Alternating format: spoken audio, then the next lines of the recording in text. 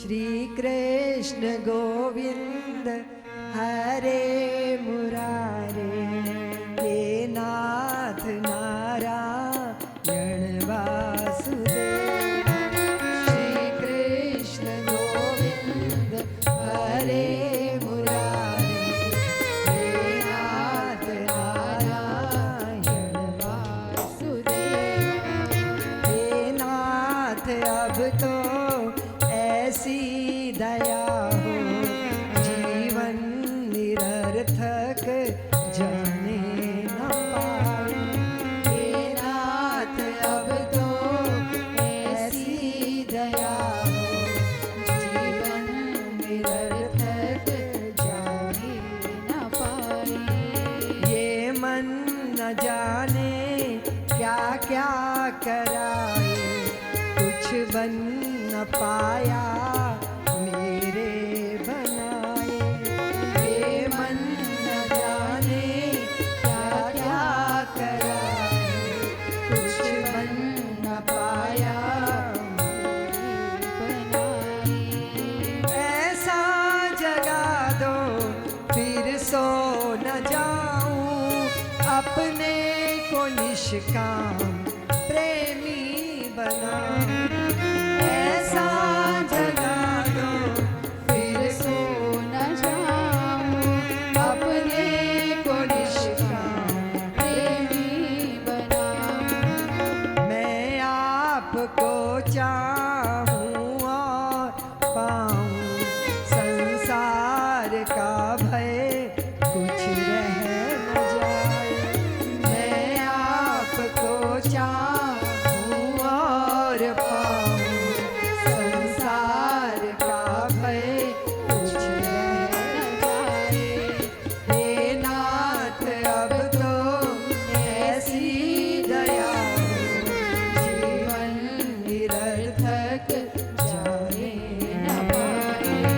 श्री कृष्ण गोविंद हरे मुरारे, हे नाथ नारायण वासुदेव। श्री कृष्ण गोविंद हरे मुरारे, हे नाथ नारायण वासुदेव।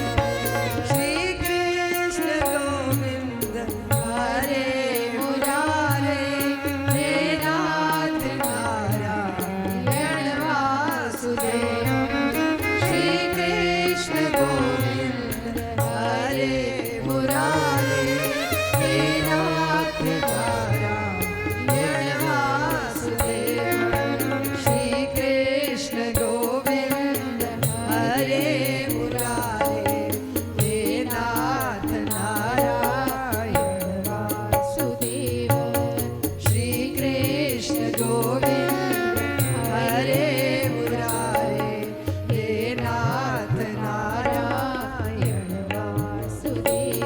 बोलिए श्री वृंदावन बिहारी लाल की जय, भागवत भगवान की जय। आज हम सबका भारी सौभाग्य है श्रीमद् भागवत महापुराण की पावन कथा साध्वी सत्यप्रिया के मुख से आप सब लोग 7 दिन तक लगातार अनवरत इस अमृत वाणी का श्रवण करेंगे। आप सब कबरई के भक्तजन अभी इतनी अद्भुत शोभा यात्रा, दिशाओं को आनंद देने वाली, अपने क्षेत्र को पवित्रता देने वाली ऐसी पवित्र कलश यात्रा से यहाँ तक पहुँचे हैं।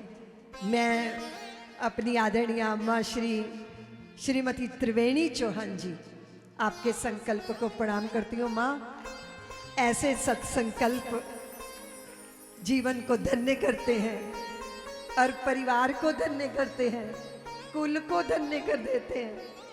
हमारी 7 पीढ़ियां धन्य हो जाती हैं, पितरलोक में हमारे पितर धन्य हो जाते हैं। आने वाली संतानों को मार्गदर्शन मिल जाता है कि जीवन में कभी हमें भी सामर्थ्य होगी तो हम भी अपनी अम्मा की तरह श्रीमद् भागवत महापुराण के अनुष्ठान संपन्न करें। फिर समाज धन्य होता है, पूरा क्षेत्र, पूरा शहर, गांव पूर्वा धन्य हो जाता है। आपके इस संकल्प को मैं प्रणाम करती हूँ माँ।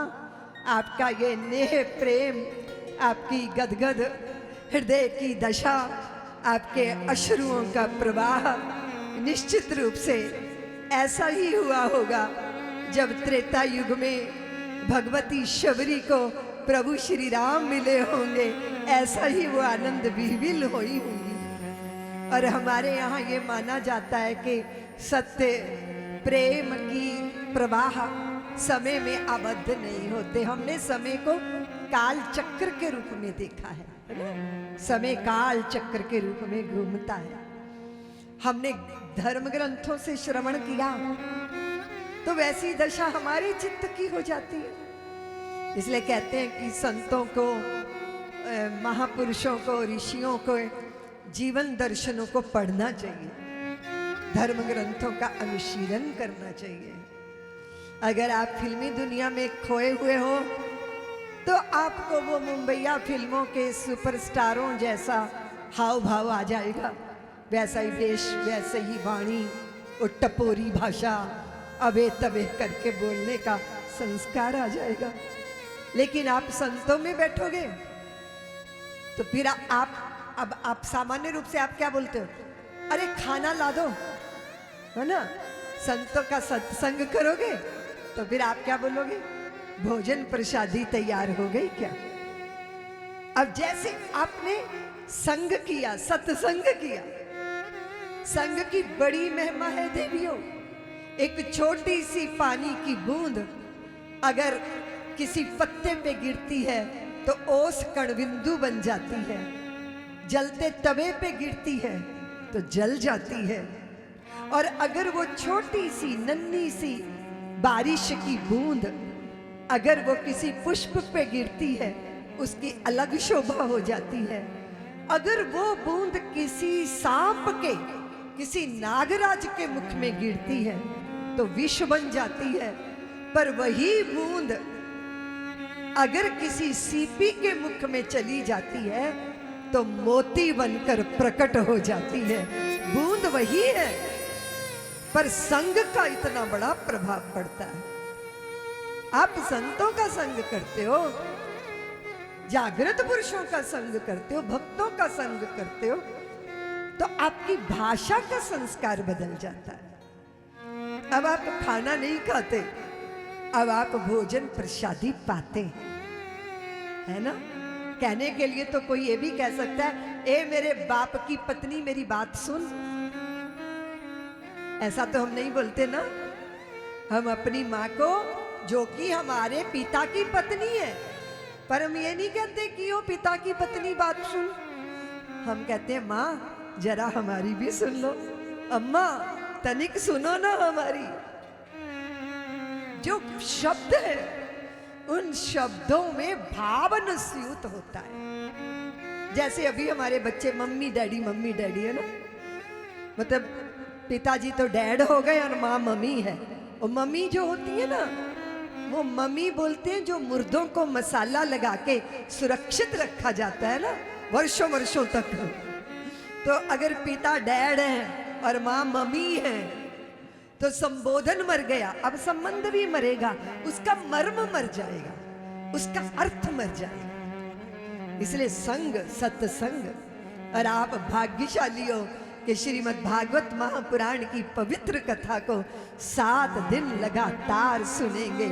हमने सोचा कि गंगा मैया को लाने वाला कोई बलिष्ठ व्यक्ति होगा, है ना।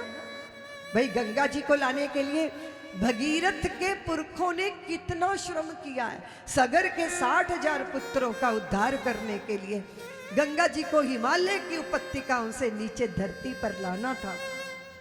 भगीरथ का श्रम सफल हो गया, है ना बंधुओं। लेकिन भगीरथ कितने बलवान होंगे, कितने सामर्थ्यवान होंगे, उनका तप कितना प्रगाढ़ होगा। भगीरथ भागीरथी गंगा को लाए, लेकिन कभी कबरई के अंदर कथा की भागीरथी लाने वाली भगीरथ तो अम्मा त्रिवेणी। ये त्रिवेणी है, इनका नाम ही त्रिवेणी है। तो भगवान ने सोचा कि त्रिवेणी मैया से क्या काम किया करवाया जा सकता है। कबरई में त्रिवेणी लानी है। किसकी त्रिवेणी? भक्ति की, ज्ञान की और सदकर्म की त्रिवेणी। श्रीमद् भागवत महापुराण ऐसी भागीरथी गंगा है, वो मात्र गंगा ही नहीं है, इसमें भक्ति की, शक्ति की, ज्ञान की, कर्म का समन्वय है ये कथा। तो भगीरथ कौन बन गया? कबरई की भगीरथ मां को चुन लिया भगवान ने।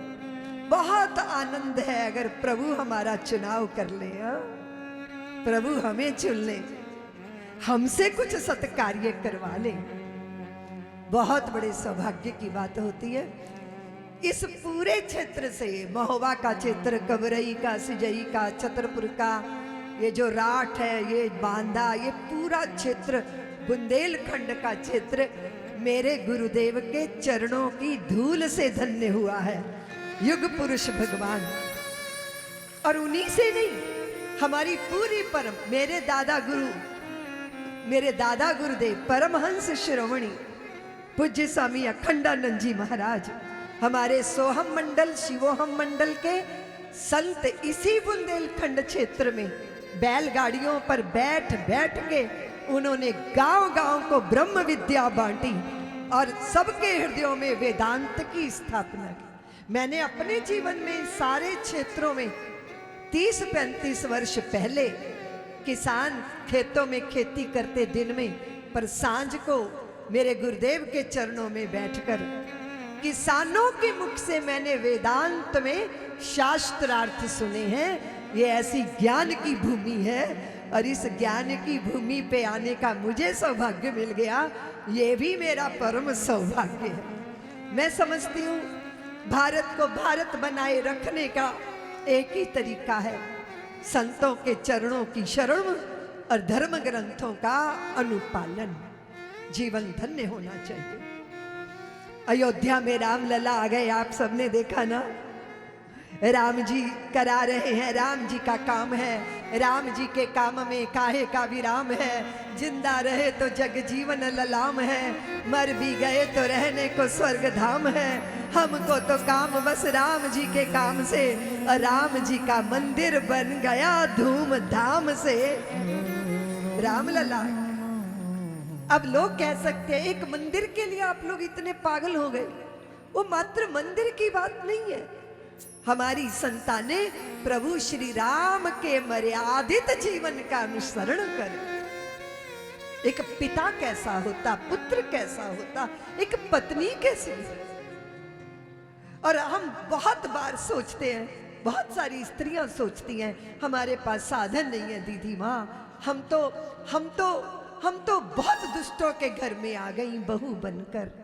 लेकिन जब आप धर्म ग्रंथ पढ़ोगे तो आप देखोगे कि हिरण्यकश्यप जैसा दुष्ट तो नहीं होगा ना तुम्हारा पति, लेकिन कयाधु को हिरण्यकश्यप जैसा पति मिला, लेकिन फिर भी कयाधु ने उस हिरण्यकश्यप के घर में भक्तराज प्रहलाद जैसे पुत्र को जन्म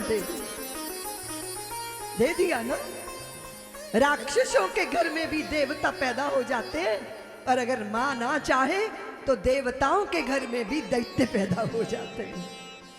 इसीलिए भारत की स्त्री को भगवती जानकी के चरणों का अनुसरण करना है, और भारत के पुरुष को श्री राम का आदर्श सामने रखना है। भगवान श्री कृष्ण की गीता को हृदयंगम करना है, घर घर। और फिर सुनिए जी, इस कथा को ऐसे मत सुनिएगा कि हम स्वर्ग जाएंगे मृत्यु के बाद। इस कथा को ऐसे सुनिएगा कि हमें स्वर्ग जाने की जरूरत नहीं है, हम अपने सदकर्मों से धरती पर ही स्वर्ग उतार लेने में सक्षम हो जाए। स्वर्ग का अनुभव कैसे होता है? जैसे परिवार वालों में सौमनस्यता हो, प्रेम हो, एक दूसरे का आदर का भाव हो। आदर का भाव बच्चों के अंदर, माँ पिता के चरणों की शरण ऐसी लगनी चाहिए जैसे हमने चरण पकड़ लिए पिता के माँ के, अब हमें चारों धाम जाने की जरूरत नहीं है, क्योंकि चारों धाम हमारे माँ पिता के ही चरणों में है। ये संस्कार है, और इस संस्कार को अर्जित करने के लिए आप श्रीमद् भागवत महापुराण की शरण में हैं। पहले ही श्लोक में भगवान का स्वरूप व्यक्त किया गया, सच्चिदानंद रूपाय विश्वोत्पत्त्यादि हेतवे तापत्रय विनाशाय श्री कृष्णाय वयं नुमः। सच्चिदानंद, वो सत्य है, चित्त है, आनंद है। तेरा सत्य चित्त आनंद रूप कोई कोई जाने रे। इस भाव के साथ नाम रूपों में लिपटी हुई चित्त वृत्ति नहीं, उस तत्व को समझने के लिए भागवत कथा का श्रवण कीजिएगा। सबको निमंत्रण दीजिए, सब स्त्रियों को, पुरुषों को, और अगर पीने वालों को पीने का शौक हो ना, अंगूरों की ढली पीने का, उनको कहना चाहिए कि भागवत कथा सुनने चलो। वहां भी सब पियक्कड़ आते हैं, पर वो अंगूरों की ढली नहीं पीते। वो श्याम सुंदर की आंखों में आंखें डालकर उनकी रूप माधुरी का रस पीते हैं। जाम पर जाम पीने से क्या फायदा, रात को पी सुबह को उतर जाएगी। अपने मोहन से ऐसी तू नजर मिला, सारी उम्र नशे में गुजर जाएगी। इसलिए पियक्कड़ों को भी निमंत्रण देना चाहिए, और जुआरियों को भी बुला के लाना चाहिए कि यार क्या छोटा मोटा दांव लगाते हो, अगर जुआई खेलना है तो परमात्मा के चरणों में अपनी जिंदगी को दांव पे लगा के देखो, वो प्राप्त होगा जिसे पाने के बाद संसार में कुछ भी पाना शेष नहीं रह जाएगा। इस भाव से आप कथा श्रवण करिएगा।